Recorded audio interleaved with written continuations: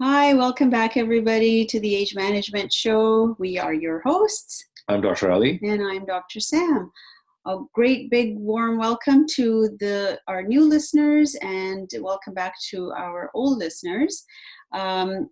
We are going to talk to you about some exciting things today, and that is 5 tips on how to avoid getting into a downward medical spiral. So last week we had talked to you about a couple of cases of Ethel and George and how those poor people actually ended up not in a very good situation. So we'll just summarize a little bit about the two of them. So you may remember the big question, who killed Ethel, right? So Ethel was this poor lady whose husband died of cancer, and she'd been taking care of him. And as a result, she was a little depressed and she was having difficulty sleeping and got a sleeping pill. And from that sleeping pill, she also had put on weight because she wasn't moving around as much afterwards. And so her knees were hurting. So she was taking an anti-inflammatory for her knees. And so all of this sort of spiraled downwards into one day where she fell, broke her hip, went to the hospital, had to have surgery, and it died. Unfortunately. Right. So poor Ethel started out with just having a little insomnia and ended up dead. Mm-hmm. And then we had George. And there was nothing wrong with George. He was just absolutely, in his 60s, a little chubby, a little plump, as happy as could be. And he just went for a little checkup because the wife was telling him that he needed to have a checkup. So he went for a checkup. And they found that his cholesterol was a little elevated, and that was the beginning of the end. And they put him on meds, and he started taking his meds, and he got worse, and he got chubbier and fatter, and soon he couldn't even walk, and he was in a wheelchair.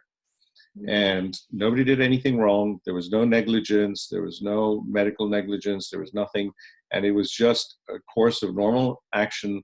And poor George went from being happy, chubby old George into big fat George in a wheelchair. Mm-hmm. So both of these cases are perfect examples of how something very small, something very simple can set into motion a very fast downward medical spiral. And that's what we mean, is how to avoid getting into that situation where George and Ethel ended up. Right. So we're going to talk to you about the 5 tips on how you can avoid these things. And these are principles based on age management medicine. So the first tip on how to avoid a downward medical spiral is your diet. And you are what you eat. You are also what you eat eats. Right. Right? That's the updated version. It used to be you are what you eat.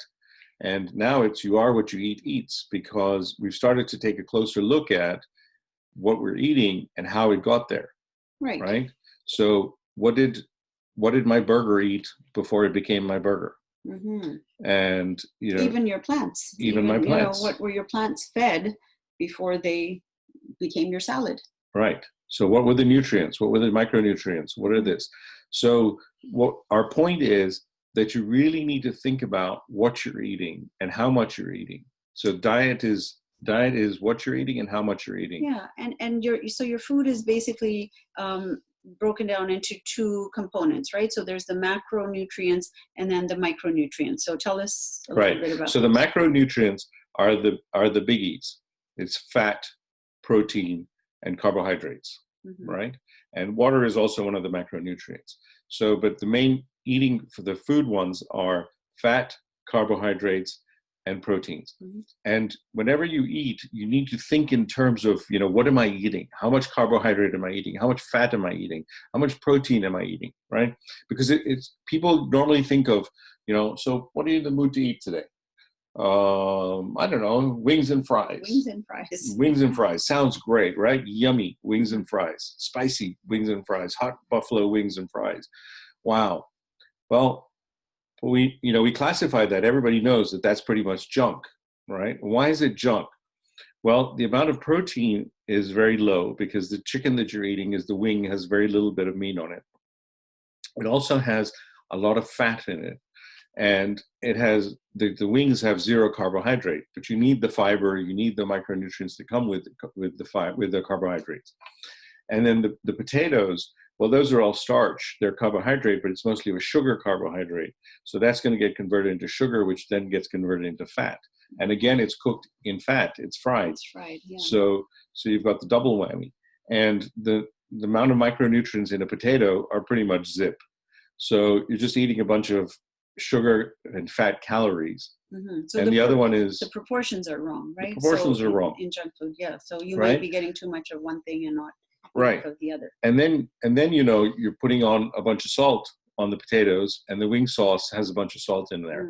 So you're getting high levels of sodium, but you may not be getting all your other micronutrients that you need, like potassium and magnesium and all the other things. So this is why this is not a good meal. It's not an adequate meal. So that's the macronutrients, right? The protein, fat, and carbohydrates. Right. Then there's the micronutrients. Right.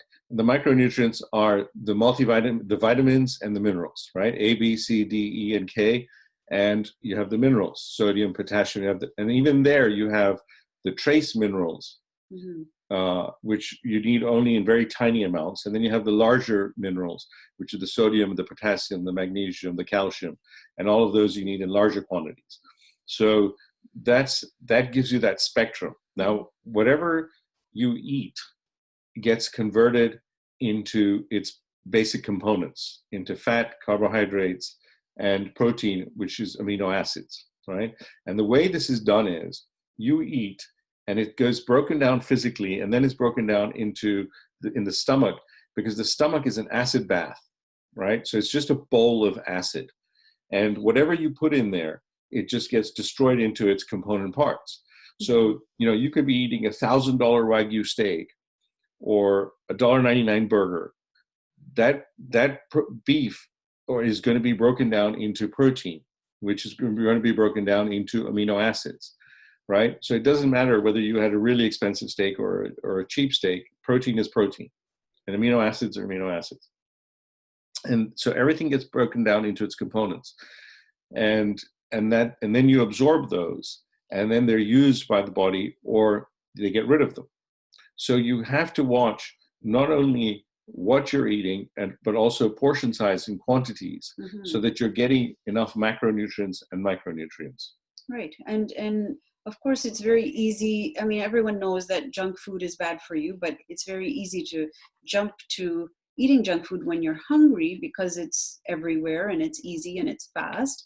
And when we think about food being out there, available to us, we feel like somebody has already checked that out. And so if it's being sold, it's probably okay to eat, whether it's on the shelf or whether it's through a restaurant.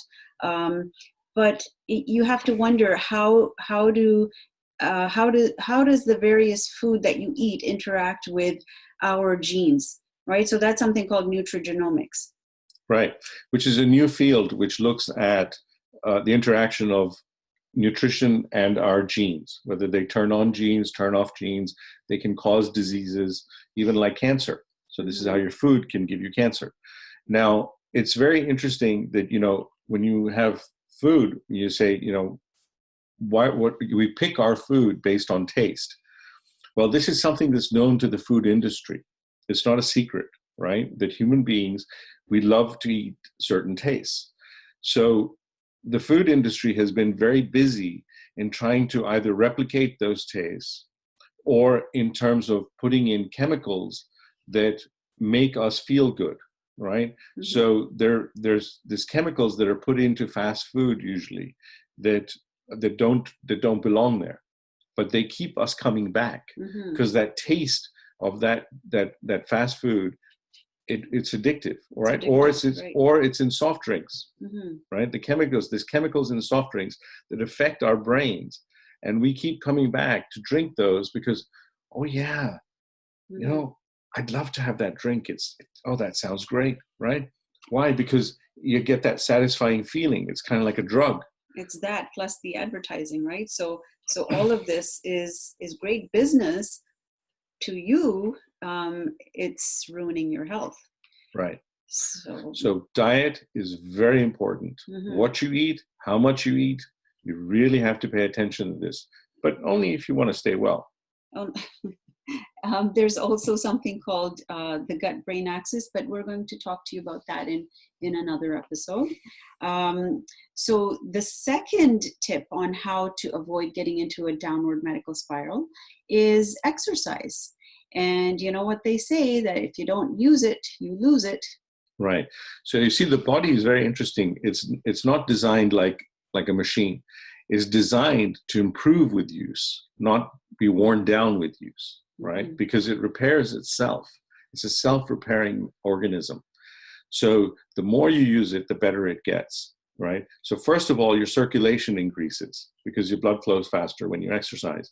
So now the body is getting more nutrients, right? So so all that stuff that goes into circulation, all your aminos, your proteins, your fat, your carbohydrates, all the nutrition, all the micronutrients, all the vitamins, the minerals, antioxidants, everything circulates faster and better, and it goes around and it feeds the body better, right? So the body is able to become healthier and stronger. So number one is from getting the nutrients, and number two, the organs, when you use them, they become stronger, including bone. So bone is made stronger. Muscles become stronger, right? And this becomes even more important with age, because you don't want to become brittle. You don't want to break, right?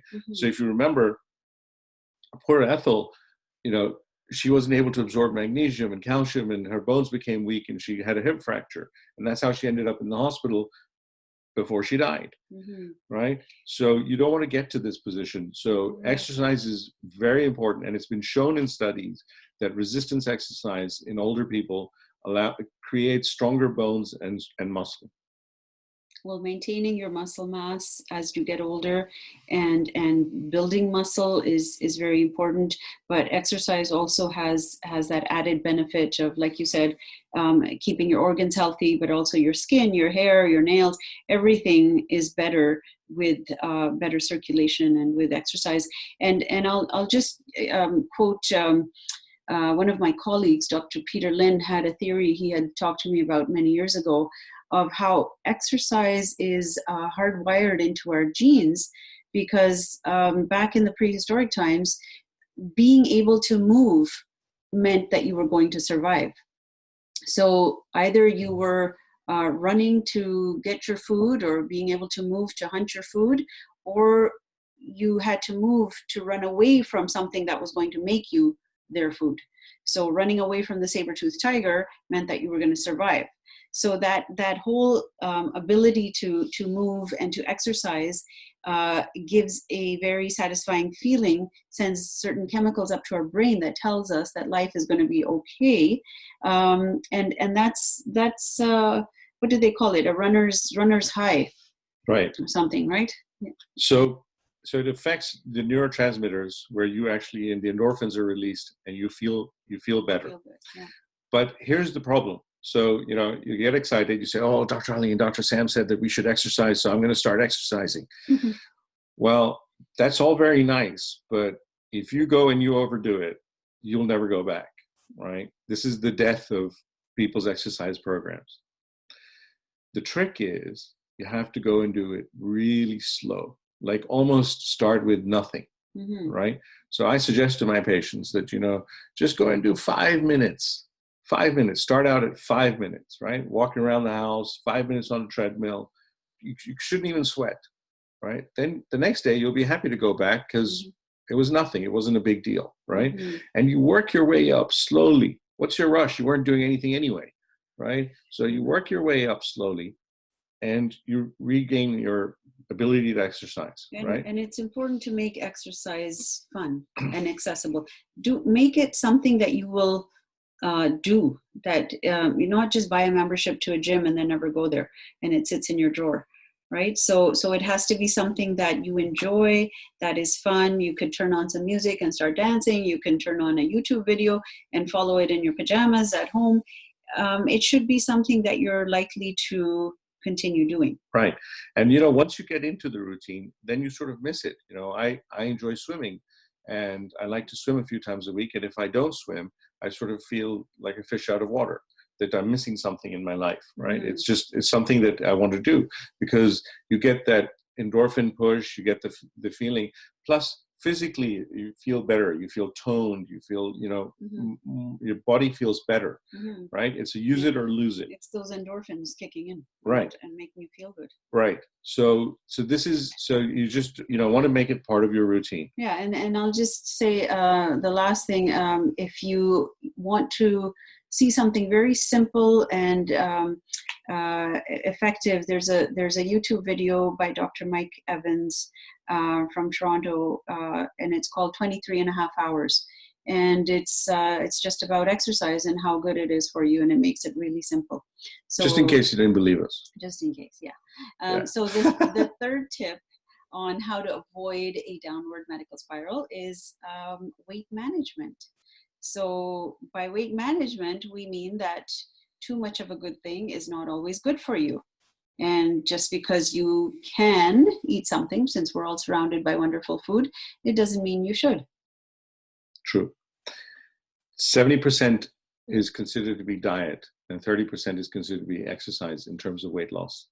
Right? You don't have to, it's just not, weight loss isn't just, I'm going to start working out and I'm going to lose weight.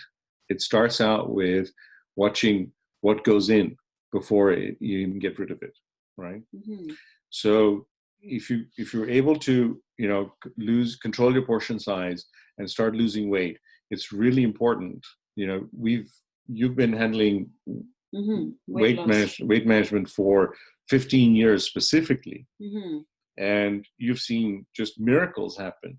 Oh yeah, I mean, we're all we were taught in medical school that once you have diabetes, you have diabetes. Once you have high blood pressure, you have high blood pressure. It's a death sentence, right? You have it for the rest of your life. Once you start those pills, you're not stopping. But just through weight loss, I have seen diabetes go away. I've seen high blood pressure go away and cholesterol go away. And we've done wonders in being able to reverse these conditions to the point that people do not need their pills anymore because they don't have the problem anymore. So it is possible to reverse certain types of illnesses for a lot of people. Right, which is very exciting because especially you go in and they say, oh well, you've got that. Kind of like that George thing, right? Oh, your cholesterol's up a little bit. We'll just give you a little something for it. And, you should try and lose a little weight. But there's no doctor that's not going to tell you don't need to lose weight, right? There's every single doctor in the world is going to tell you need to lose weight. But they're not very specific about it, and they're not very forceful about it, right? We're really trying to force you to understand the point. You have to lose the weight. If you're carrying around excess weight, it's an excess strain on the body.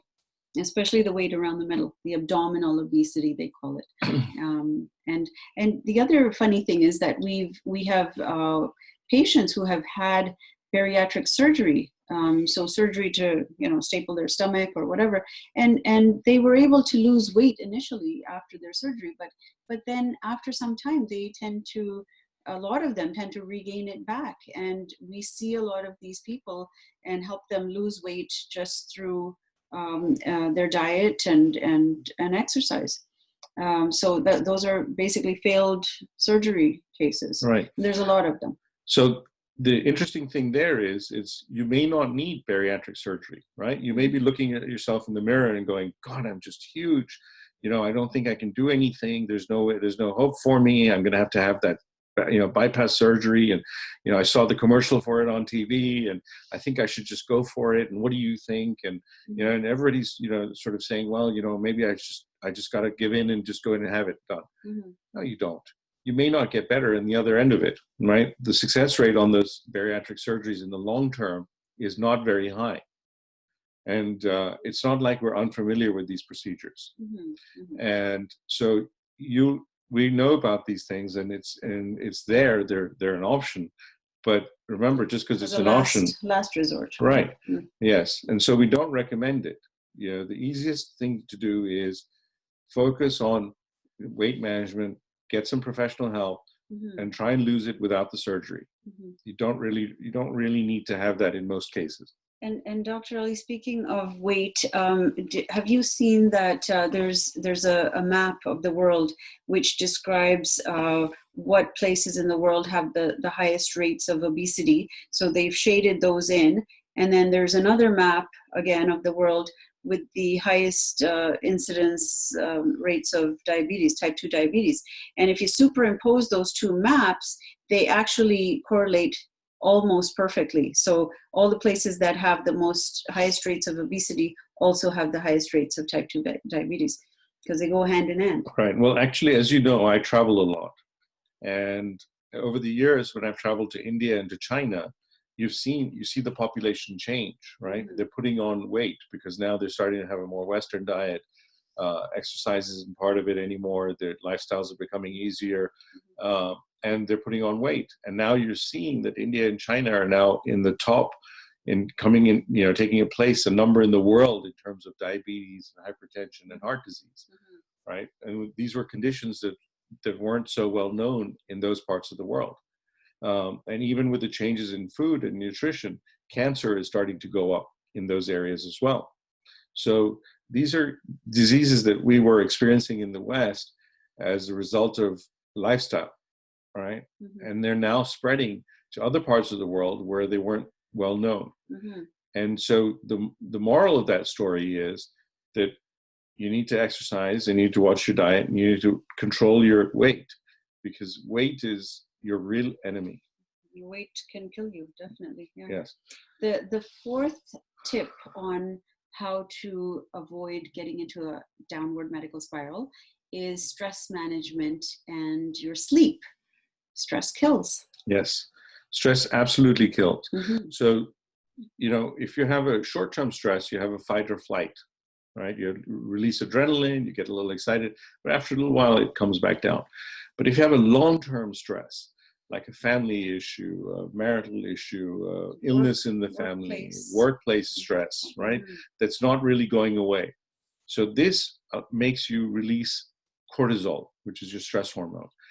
And this cortisol gets you ready to deal with the situation, to fight. And so it deals with it by increasing your blood sugar. So your blood sugar goes up, and then you go, oh, your insulin comes out and says, why is your blood sugar up? Insulin's job is to bring your blood sugar down. So insulin comes up, brings your blood sugar down, and takes that sugar and stores it away as fat. Mm-hmm. And then the cortisol goes, hey, wait a minute, we need more sugar. Oh, I really want to eat something. I'm so hungry for something. Maybe something sweet. I wouldn't mind something sweet. Or some some potato chips or something, which is going to get converted into sugar fast. Mm-hmm. So you have these cravings, right? So you have these cravings for fast converting foods. Mm-hmm. Right?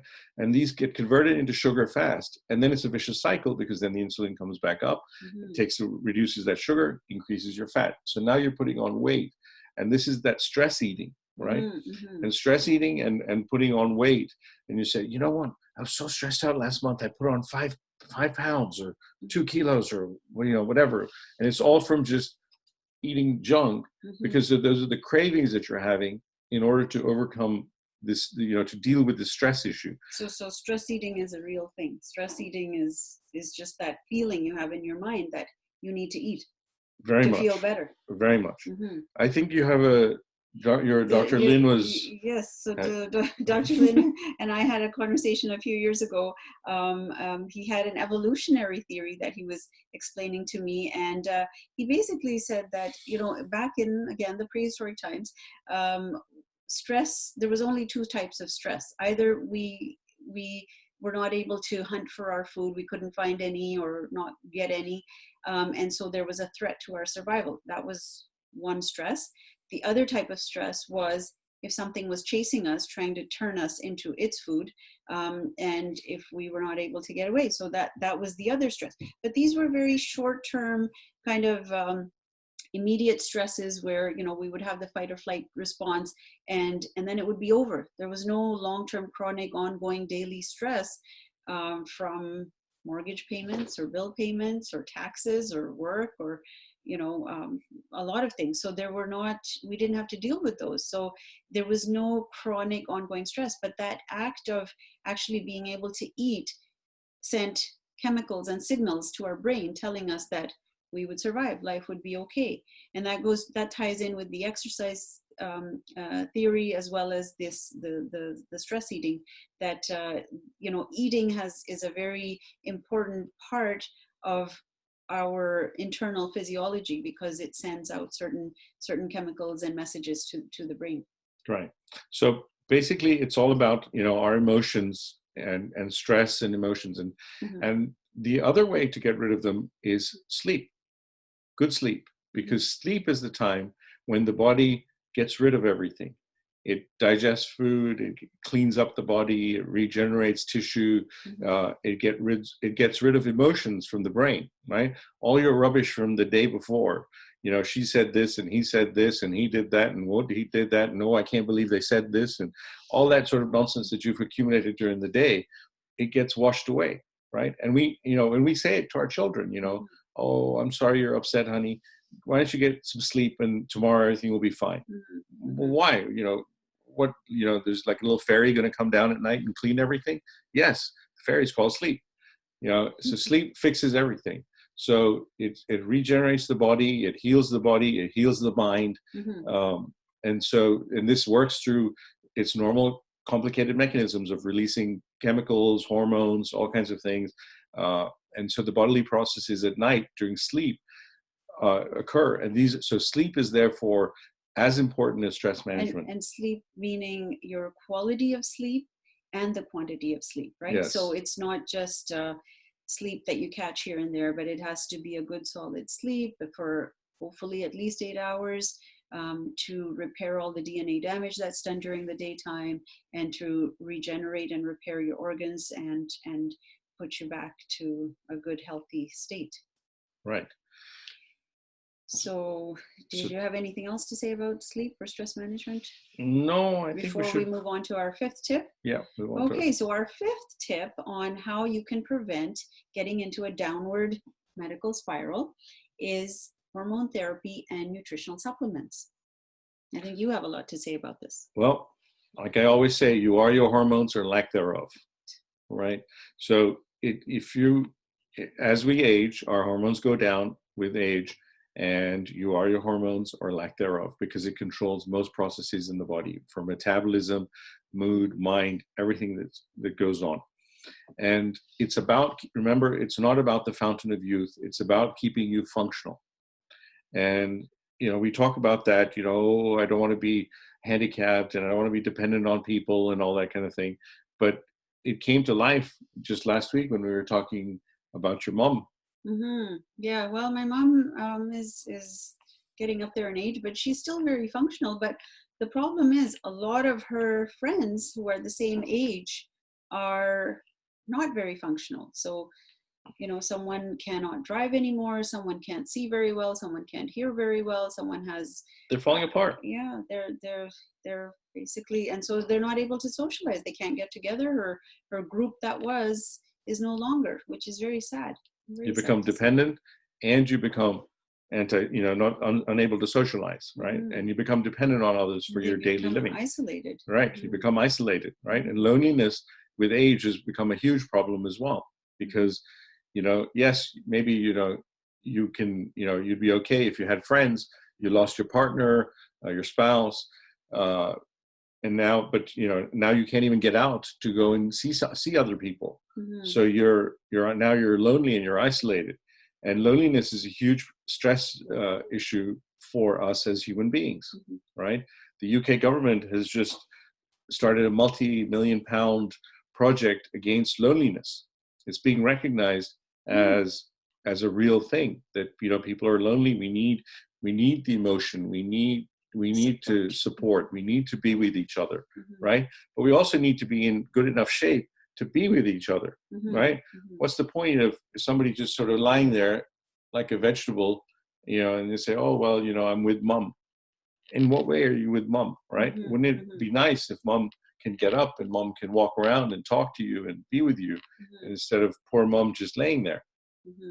And so that's what we want for age management, which is to help you manage your health so that you don't end up as a lump, and, as a burden on others and to yourself. So measuring your hormones and restoring them to a youthful level. All 5 tips, right. all things, So diet, nutrition. Summarize Yes. our 5 tips for us. So all 5 things go to creating a better, healthier, wholesome you, right?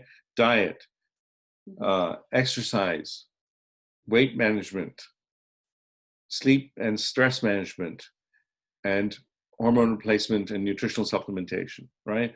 All 5 of these together go together to help you stay functional and whole. And these are probably the 5 most important things about that fall under age management medicine.